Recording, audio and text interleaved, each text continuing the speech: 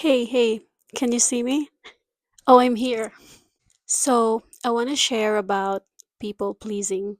I think that it's a big topic because I personally learned how to overcome people pleasing, and I want to share this people pleasing tendencies that a person may have. A people pleaser is someone who consistently prioritize the needs, the wants, and approvals of others. Behavior traits of a people pleaser.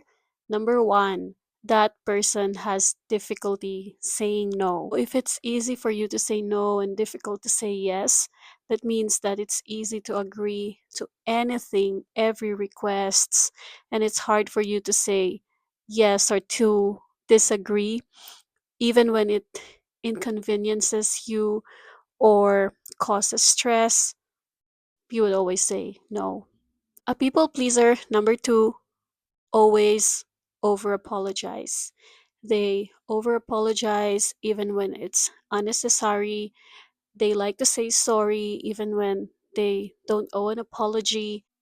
Number three of behavior trait of a people pleaser is that they try to always avoid conflict.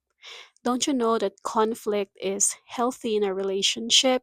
In a relationship with your coworkers, in a romantic relationship, even in family relationship or friendships, because that through conflicts you'll be able to know if the person or the relationship is worth it or worth it to let. Number four, a people pleaser consistently seek for approval. If a person likes the approval or the recognition of others, that means that their self worth depends on external validation or praise, and that person has a tendency of people pleasing behavior. Number five, a people pleaser overcommits.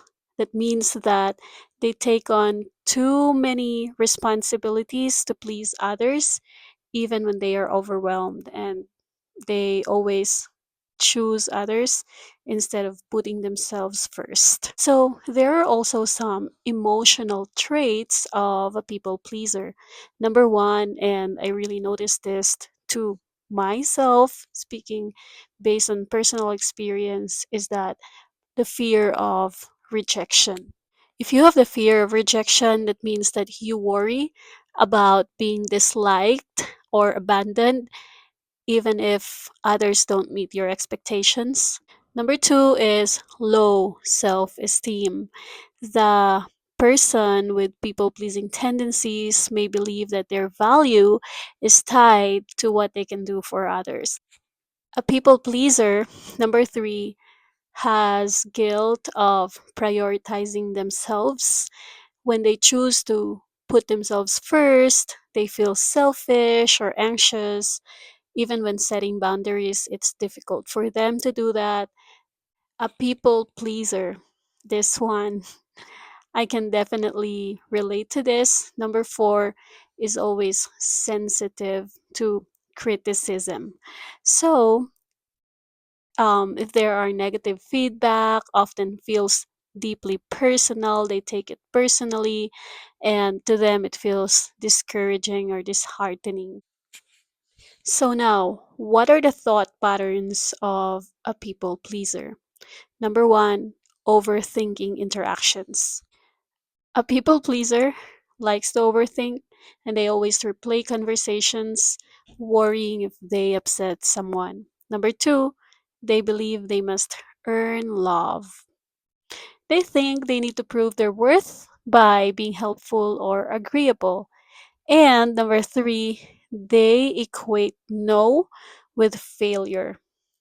So they think that refusing a request is a sign of weakness or letting others. So I'm back. After that video, I went to the gym, did my leg exercises, and yeah, it's nighttime. I'm actually having my tea right now. It's a combination of peppermint and chamomile tea so I can have a good night's sleep. Anyway, I hope you learned something about people pleasing. I'm not directly saying that it's you, but I'm definitely saying that it was me. And it took me a long time to realize that I was a people pleaser and I had to do the work to overcome it. So, yeah, and don't give up on yourself. Bye.